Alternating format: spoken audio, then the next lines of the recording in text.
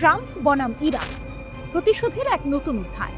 এক শীতল যুদ্ধের বাতাস বইছে মধ্যপ্রাচ্যে, যেখানে প্রতিটি শব্দই যেন এক একটি বোমা। এর কেন্দ্রবিন্দুতে রয়েছে পারমাণবিক কর্মসূচি, জানিয়ে চলছে ইরান আর আমেরিকার মধ্যে ব্যাপক উত্তেজনা। এই উত্তেজনা আরও বেড়েছে যখন আমেরিকার প্রেসিডেন্ট ডোনাল্ড ট্রাম্প ইরানকে পারমাণবিক অস্ত্র তৈরির জন্য সরাসরি হুমকি দিয়েছেন। কিন্তু ট্রাম্পের এই হুমকির জবাবে ইরানও নীরব থাকেনি। তাদের সেনাপ্রধান major general Abdur Rahim Musavi এক বজ্র কঠিন হুঙ্কার দিয়েছেন, যা আমেরিকার জন্য এক স্পষ্ট সতর্কবার্তা। ট্রাম্পের হুমকি ছিল স্পষ্ট, যদি ইরান পারমাণবিক অস্ত্র তৈরি করে তাহলে তারা আরও হামলার শিকার হবে। কিন্তু ট্রাম্প হয়তো ভুলে গেছেন, এই ইরান এখন আর দুর্বল নয়।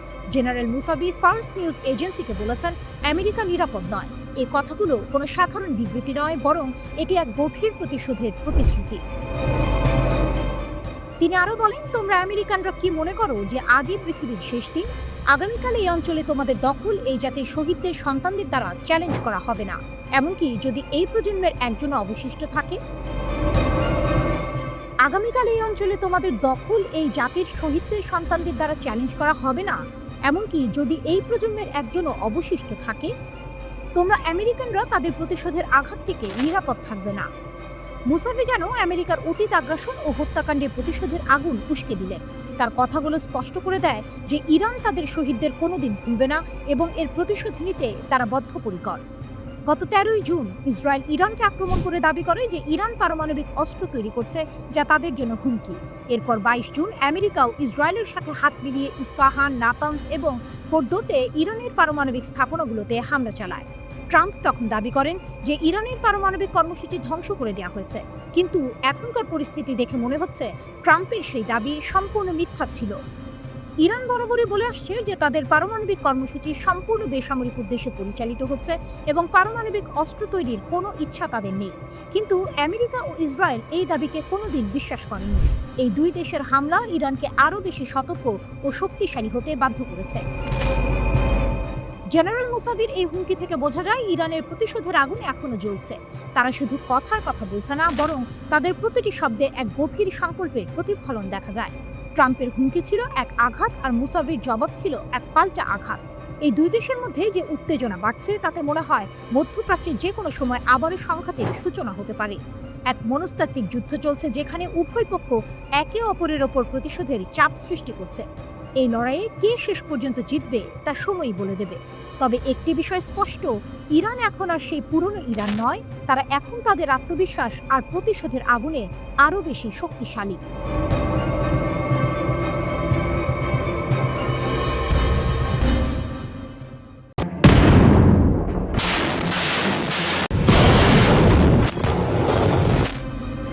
সাগরের গভীর তলদেশে লুকিয়ে আছে এক নীরব শক্তি, সাবমেরিন। আধুনিক সামরিক বিশ্বে শুধু আকাশ বা স্থলও নয়, সমুদ্রের গভীরেও চলছে শ্রেষ্ঠত্বের লড়াই। আর এই লড়াইয়ে যে দেশ যত বেশি শক্তিশালী, তাদের সামরিক ক্ষমতাও তত বেশি। চলুন এক নজরে দেখিনি সাবমেরিন শক্তিতে কারা এগিয়ে এবং এই তালিকায় ইরান কোথায় আছে। সাবমেরিন শক্তিতে কে এগিয়ে? সামরিক সক্ষমতা নিরূপণকারী ওয়েবসাইট গ্লোবাল ফায়ার পাওয়ারের 2025 সালের তথ্য অনুযায়ী বিশ্বের 42টি দেশের কাছে সাবমেরিন রয়েছে। কিন্তু এই শক্তির দৌড়ে সবার চেয়ে অনেক এগিয়ে আছে 3টি দেশ, যুক্তরাষ্ট্র, রাশিয়া এবং চীন। যুক্তরাষ্ট্র সামরিক সক্ষমতায় যুক্তরাষ্ট্রের ধারে কাছে কেউ নেই। অত্যাধুনিক প্রযুক্তি, পারমাণবিক শক্তিচালিত রণতরী এবং 70টি শক্তিশালী সাবমেরিন নিয়ে তাদের নৌবাহিনী বিশ্বের সবচেয়ে শক্তিশালী। রাশিয়া যুক্তরাষ্ট্রের প্রধান প্রতিদ্বন্দ্বী রাশিয়া। সাবেক সোভিয়েত ইউনিয়ন আমল থেকেই দুই পরাশক্তির মধ্যে সামরিক প্রতিযোগিতা চলে আসছে। আকারে ছোট কিন্তু দ্রুতগামী যুদ্ধ জাহাজ ও 63টি সাবমেরিন নিয়ে রাশিয়া নৌপথে তাদের দাপট ধরে রেখেছে। চীন সামরিক সক্ষমতায় এশিয়ার অন্যতম শীর্ষ দেশ চীন। গত কয়েক দশকে তাদের নৌবাহিনীর দ্রুত উন্নতি করেছে। 61টি সাবমেরিন নিয়ে চীন এখন এই তালিকার তৃতীয় স্থানে। ইরানের সাবমেরিন শক্তি। মধ্যপ্রাচ্যের ভূ রাজনৈতিক প্রেক্ষাপটে ইরান একটি গুরুত্বপূর্ণ সামরিক শক্তি। হরমুজ প্রণালীর মতো কৌশলগত গুরুত্বপূর্ণ নৌপথের পাশে অবস্থিত হওয়ায় নৌবাহিনীর সক্ষমতা বাড়ানো তাদের জন্য অত্যন্ত জরুরি। গ্লোবাল ফায়ার পাওয়ারের তথ্য অনুযায়ী ইরানের কাছে 25টি সাবমেরিন রয়েছে, যা তাদের এই তালিকায় চতুর্থ স্থানে রেখেছে। এটি অনেকের কাছে বিস্ময়কর হতে পারে, কারণ প্রায়শই পশ্চিমা নিষেধাজ্ঞার কবলে থাকা সত্ত্বেও ইরান তাদের নৌবাহিনীকে বেশ শক্তিশালী করতে পেরেছে। অন্য দেশগুলোর অবস্থান: শীর্ষ 3 দেশ ছাড়াও আরও কয়েকটি দেশ সাবমেরিন শক্তিতে উল্লেখযোগ্য স্থান করে নিয়েছে। জাপান দ্বিতীয় বিশ্বযুদ্ধের পর সামরিক খাতে কম মনোযোগ দিলেও বর্তমানে জাপান তাদের নৌবাহিনীকে আধুনিক করছে। জাপান দ্বিতীয় বিশ্বযুদ্ধের পর সামরিক খাতে কম মনোযোগ দিলেও বর্তমানে জাপান তাদের নৌবাহিনীকে আধুনিক করছে। 24টি সাবমেরিন নিয়ে তারা 5ম স্থানে। দক্ষিণ কোরিয়া প্রতিবেশী উত্তর কোরিয়ার সঙ্গে দীর্ঘদিনের বিরোধের কারণে দক্ষিণ কোরিয়া তাদের সামরিক শক্তি, বিশেষ করে নৌবাহিনীকে উন্নত করতে সবসময় সচেষ্ট। বর্তমানে তাদের 22টি সাবমেরিন রয়েছে। ভারত চিরপ্রতিদ্বন্দ্বী পাকিস্তান এবং আঞ্চলিক প্রভাব বিস্তারের প্রতিযোগিতায় থাকা চীনের কারণে ভারত তাদের নৌবাহিনী আধুনিকায়নের উপর জোর দিয়েছে। তাদের বহরে রয়েছে 18টি সাবমেরিন। উত্তর কোরিয়ার শাসক কিম জং উনের পারমাণবিক অস্ত্র এবং ক্ষেপণাস্ত্র কর্মসূচির পাশাপাশি নৌবাহিনীও কম শক্তিশালী নয়। তাদের বহরে 13টি সাবমেরিন রয়েছে। তুরস্ক ভৌগোলিকভাবে সাগর ঘেঁষা হওয়ায় তুরস্ক ঐতিহাসিকভাবে নৌশক্তির গুরুত্ব বুঝেছে। আধুনিক তুরস্ক সেই ঐতিহ্য ধরে রেখে 13টি সাবমেরিন নিয়ে এই তালিকায় রয়েছে। গ্রিস ইউরোপের অনেক শক্তিশালী দেশের তুলনায় সাবমেরিন শক্তিতে এগিয়ে গ্রিস। দেশটির নৌবাহিনীর কাছে 2025 সালে মোট 10টি সাবমেরিন রয়েছে বলে নিজেদের ওয়েবসাইটে জানিয়েছে গ্লোবাল ফায়ার পাওয়ার। সাবমেরিন শুধু একটি যুদ্ধাস্ত্র নয়, এটি সামরিক শ্রেষ্ঠত্বের এক নীরব প্রতীক। সাগরের অতল গভীরে লুকিয়ে থাকা এই শক্তি অনেক সময় আন্তর্জাতিক ক্ষমতার ভারসাম্যের নিয়ন্ত্রক হয়ে দাঁড়ায়।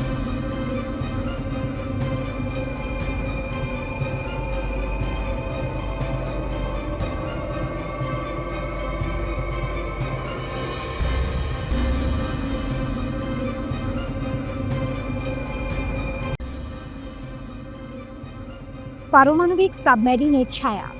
ট্রাম্প মেদভেদেভের বাগযুদ্ধ কি যুদ্ধের সূচনা? ঘড়ির কাঁটা রাতে নীরবতা ভেঙে দিচ্ছে। ওয়াশিংটনের আকাশে থমথমে মেঘ। হোয়াইট হাউসের ওভাল অফিস থেকে ভেসে আসছে এক শীতল নির্দেশ।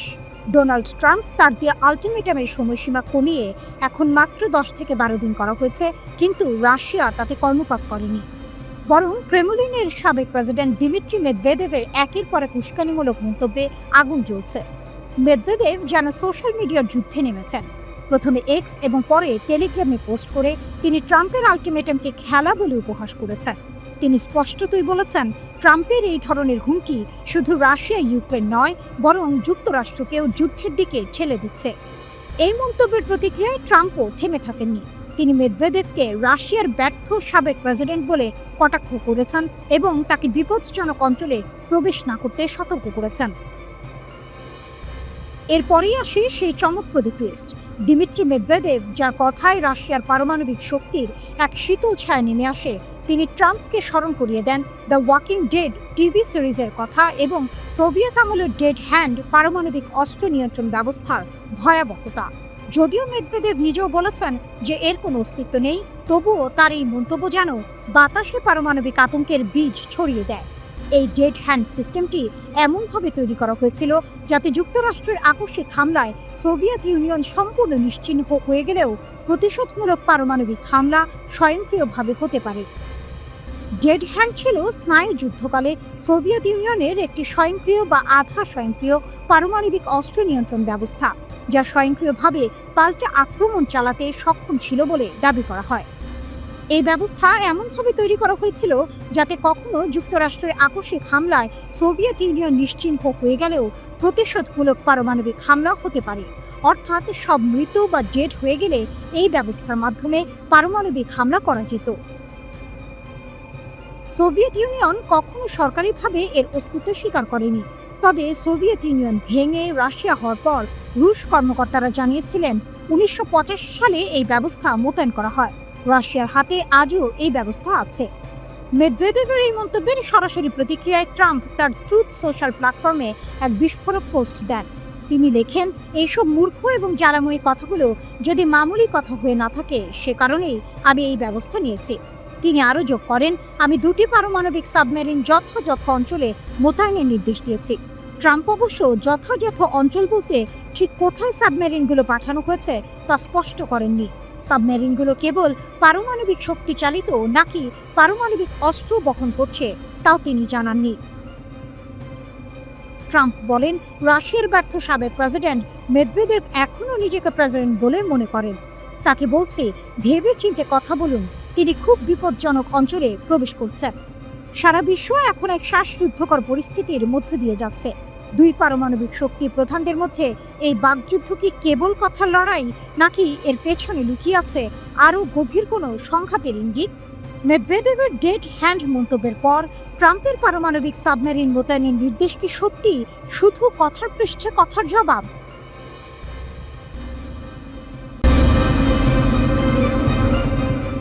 যুদ্ধ নাকি রণহুঙ্কার? ট্রাম্পের আলটিমেটাম। বিশ্ব কি এক নতুন মোড়ের সামনে? ঘড়ির কাঁটা টিকটিক করে চলছে। সময়টা 8ই আগস্ট। বাতাসে বারুদের গন্ধ আর বিশ্বের দুই পরাশক্তির মধ্যে এক স্নায়ু যুদ্ধের তীব্রতা। হোয়াইট হাউসের ওভাল অফিসে বসে ডোনাল্ড ট্রাম্পের চোখে এখন এক অস্থিরতা। তার দেয়া 24 ঘন্টার আলটিমেটামের সময়সীমা অনেক আগেই পেরিয়ে গেছে, কিন্তু রাশিয়া ইউক্রেন যুদ্ধ শেষ হয়নি। বরং রুশ প্রেসিডেন্ট পুতিন তার আক্রমণ আরও তীব্র করেছেন। ট্রাম্পের প্রাক নির্বাচনী প্রতিশ্রুতি ব্যর্থ হয়েছে, আর এখন তার ধৈর্য প্রায় শেষ। এক সময়কার বন্ধু পুতিন এখন তার চক্ষু শুধু। ট্রাম্প একটি চূড়ান্ত আলটিমেটাম জারি করেছেন, 8ই আগস্টের মধ্যে রাশিয়াকে যুদ্ধবিরতিতে সম্মত হতে হবে। কিন্তু পুতিন কি মাথা নত করবে? ক্রেমলিনে বসে পুতিন হয়তো মুচকি হাসছেন, কিন্তু তিনি ভালো করেই জানেন পারমাণবিক শক্তিধর কোনো দেশকে হুমকি দেয়া এতটা সহজ নয়। এই পরিস্থিতিতে হঠাৎই ট্রাম্পের সঙ্গে তীব্র বাক্য বিনিময় শুরু হয়েছে রাশিয়ার সাবেক প্রেসিডেন্ট দিমিত্রি মেদভেদেভের। মেদভেদেভ ট্রাম্পের এই আলটিমেটামকে খেলা বলে কটাক্ষ করেছেন, আর ট্রাম্পও তাকে ব্যর্থ প্রেসিডেন্ট বলে পাল্টে আক্রমণ করেছেন। মেদভেদেভ রাশিয়ার পারমাণবিক অস্ত্রের প্রসঙ্গ টেনে যে মন্তব্যটি করেছেন তা যেন যুদ্ধের সাইরেন বাজিয়ে দিয়েছে।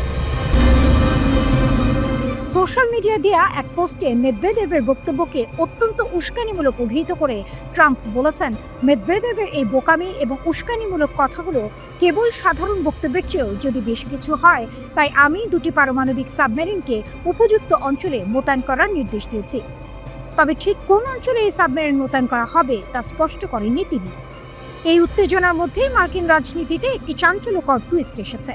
মার্কিন পররাষ্ট্রমন্ত্রী মার্কো রুবিওকে যখন মার্কিন যুক্তরাষ্ট্র ও রাশিয়ার মধ্যে সম্ভাব্য সামরিক সংঘাতের বিষয়ে প্রশ্ন করা হয়, তখন তার মন্তব্য যেন এক ভিন্ন সুর এনে দেয়। রুবিও অকপটে স্বীকার করেন যে মার্কিন যুক্তরাষ্ট্র এবং রাশিয়ার মধ্যে সরাসরি যুদ্ধ হওয়া প্রায় অসম্ভব। তার মতে দুই দেশই বিশ্বের সবচেয়ে বড় পারমাণবিক শক্তিধর।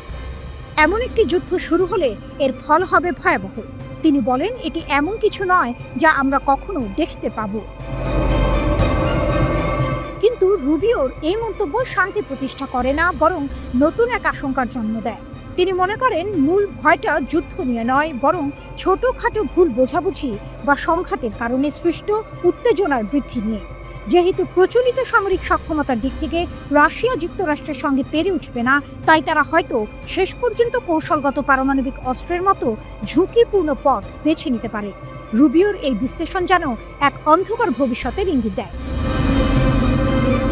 ট্রাম্পের আলটিমেটাম, মেদভেদেভের হুমকি আর রুবিওর সাবধান বাণী, সব মিলিয়ে পরিস্থিতি এখন এক সূক্ষ্ম ভারসাম্যহীনতার উপর দাঁড়িয়ে আছে।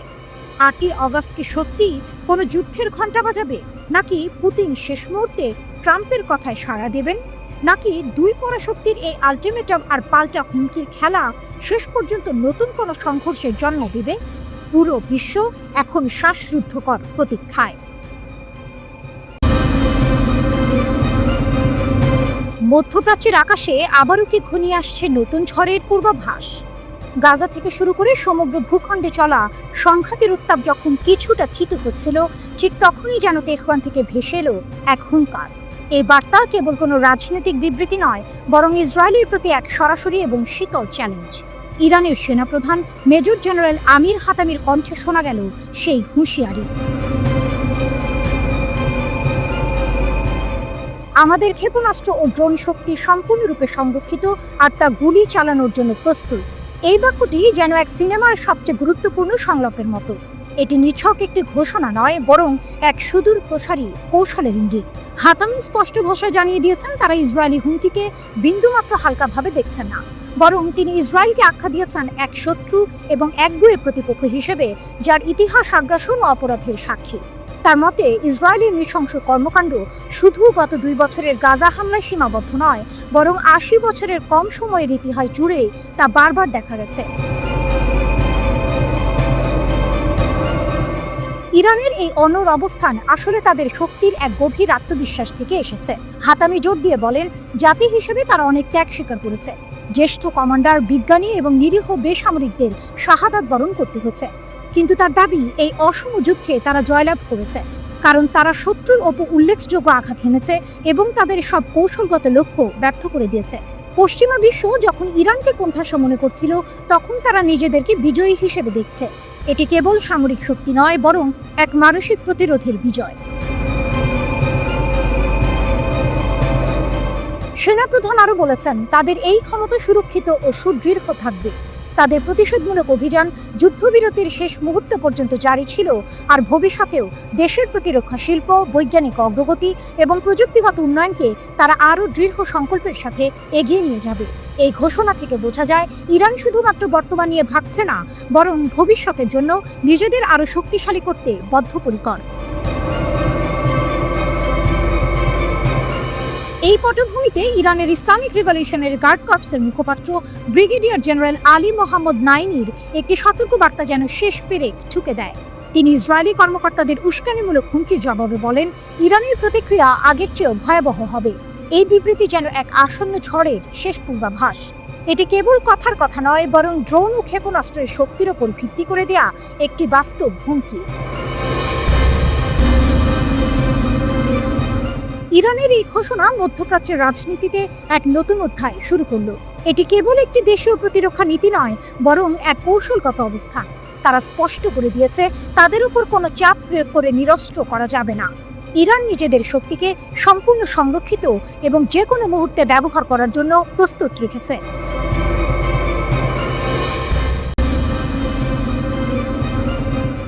সাবমেরিনের লুকোচুরি খেলা, সাগরের নিচে কার শক্তি বেশি। স্নায়ুযুদ্ধ শেষ হয়েছে অনেক আগে, কিন্তু তার ভূত এখনো পিছু ছাড়েনি। ট্রাম্পের একটি মন্তব্য থেকে শুরু হলো এক নতুন উত্তেজনা। রাশিয়াকে মৃত অর্থনীতি বলায় মেদভেদেভ পাল্টা হুমকি দিলেন ডেড হ্যান্ড নামে এক স্বয়ংক্রিয় পারমাণবিক ব্যবস্থার। আর তার জবাবে ডোনাল্ড ট্রাম্প নির্দেশ দিলেন, পরমাণু অস্ত্রবাহী মার্কিন সাবমেরিনগুলো যেন রাশিয়ার উপকূলে মোতায়েন করা হয়। কিন্তু সাগরের গভীরে, যেখানে সূর্যের আলো পৌঁছায় না, সেখানে আসলে কার শক্তি বেশি, যুক্তরাষ্ট্র নাকি রাশিয়ার? এই খেলার শুরুতেই একটা টুইস্ট আছে। যেখানে ট্রাম্পের এই পদক্ষেপকে অনেকে হঠাৎ নিয়ে সিদ্ধান্ত ভাবছেন, সেখানে রাশিয়ার পক্ষ থেকে দাবি করা হচ্ছে তাদের পারমাণবিক সাবমেরিনের সংখ্যা যুক্তরাষ্ট্রের চেয়ে অনেক বেশি এবং আমেরিকার পাঠানো সাবমেরিনগুলো অনেক আগে থেকেই তাদের নজরে আছে। কে সত্যি বলছে? হয়তো কেউই নয়, হয়তো এটা দুই পরাশক্তির পক্ষ থেকেই এক ধরনের মনস্তাত্ত্বিক যুদ্ধ। যুক্তরাষ্ট্রের সাবমেরিন শক্তি নীরব ঘাতক। যুক্তরাষ্ট্রের সাবমেরিন বহরের প্রধান আকর্ষণ ওয়াহাই ক্লাস সাবমেরিনগুলো। এগুলোর ডাকনাম বুমার। এদের প্রধান পরিচয় হলো এগুলো অত্যন্ত গোপনে চলতে পারে এবং পারমাণবিক ক্ষেপণাস্ত্র ছোড়ার ক্ষেত্রে এদের নির্ভুলতা প্রায় নিখুঁত। 14টি বুমার এখন সক্রিয়। প্রতিটি সাবমেরিন 20টি পর্যন্ত সাবমেরিন থেকে নিক্ষিপ্ত ব্যালিস্টিক ক্ষেপণাস্ত্র SLBM বহন করতে পারে, যার প্রধান অস্ত্র হলো ট্রাইডেন্ট D5 ক্ষেপণাস্ত্র। দীর্ঘ সময় ধরে সাগরে টহল দিতে পারার সক্ষমতা এদের বিশেষত্ব। আক্রমণাত্মক সাবমেরিনের ক্ষেত্রে যুক্তরাষ্ট্রের বহরে রয়েছে 3 ধরনের সাবমেরিন: ভার্জিনিয়া ক্লাস, সাউউলফ ক্লাস এবং লস অ্যাঞ্জেলস ক্লাস। এর মধ্যে ভার্জিনিয়া ক্লাস সবচেয়ে আধুনিক। এগুলোতে শুধু টমাহক ও হারপুন ক্ষেপণাস্ত্রই নয়, বিশেষ সামরিক অভিযানের জন্য আলাদা সুবিধা রয়েছে। সিওউলফ ক্লাস সাবমেরিন সংখ্যায় কম হলেও এর টর্পেডো টিউব ও অস্ত্র ধারণ ক্ষমতা ভয়ঙ্কর। আর লস অ্যাঞ্জেলস ক্লাস সাবমেরিনগুলো যুক্তরাষ্ট্রের সাবমেরিন বহরের মেরুদণ্ড হিসেবে পরিচিত। এদের নীরব গতি ও নির্ভরযোগ্যতা এখনও কিংবদন্তি। রাশিয়ার সাবমেরিন শক্তি সংখ্যায় এগিয়ে। রাশিয়ার নৌবাহিনী সংখ্যায় অনেক বড়। তাদের কাছে প্রায় 64টি সাবমেরিন আছে, যার মধ্যে 14টি ব্যালিস্টিক ক্ষেপণাস্ত্রবাহী সাবমেরিন। রাশিয়ার গর্ব বোরেই ক্লাস সাবমেরিনগুলো, যেগুলোর প্রতিটিতে 16টি করে বুলাভা SLBM রয়েছে। এগুলো ডেল্টা-4 ক্লাস সাবমেরিনের স্থলাভিষিক্ত হচ্ছে।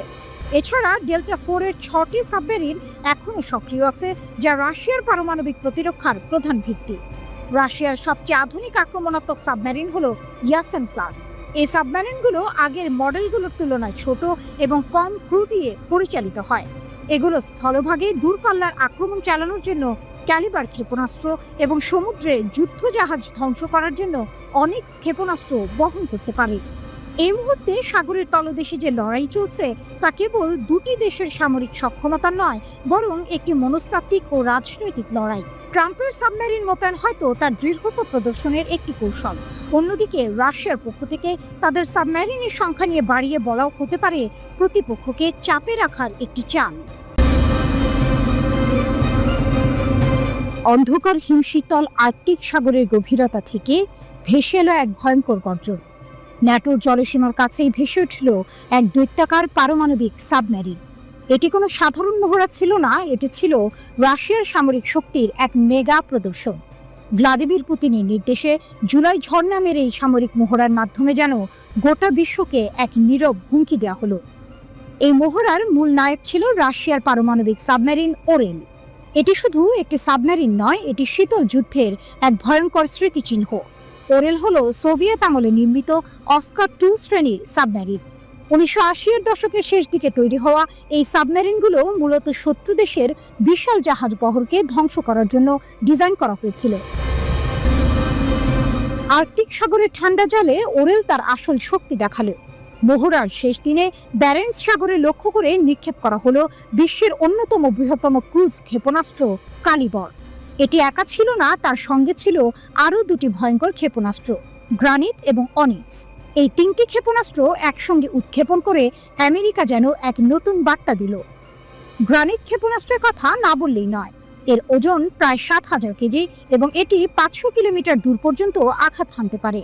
বিমানবাহী রণতরীর মতো শক্তিশালী লক্ষ্যবস্তুকে ধ্বংস করার জন্যই এর জন্ম।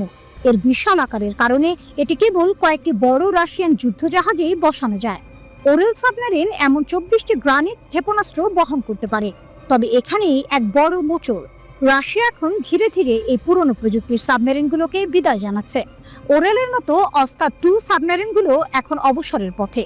তাদের বদলে আসছে আরও নতুন, আরও উন্নত এবং আরও ভয়ঙ্কর ইয়াসেন ক্লাস সাবমেরিন।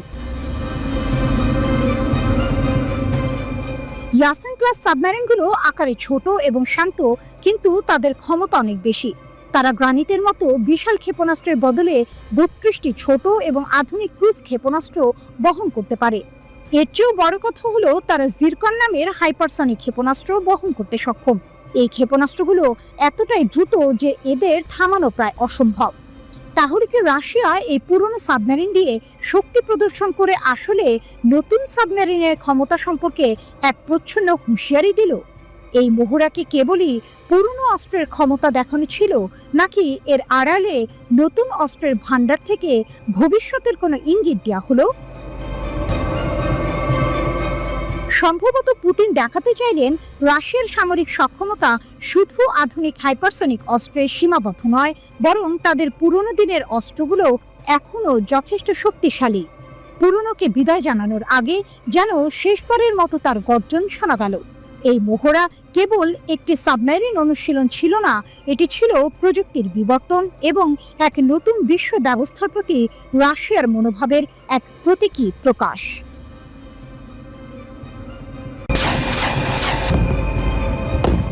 পারমাণবিক সাবমেরিনের নীরব যাত্রা, বিশ্ব কি যুদ্ধের মুখে? যুক্তরাষ্ট্রের প্রেসিডেন্ট ডোনাল্ড ট্রাম্প এক নাটকীয় সিদ্ধান্তে রাশিয়ার জলসীমার কাছে দুটি কৌশলগত পারমাণবিক সাবমেরিন মোতায়েন করার নির্দেশ দিয়েছেন। ট্রাম্পের এই পদক্ষেপ আন্তর্জাতিক রাজনীতিতে এক নতুন উত্তেজনা সৃষ্টি করেছে।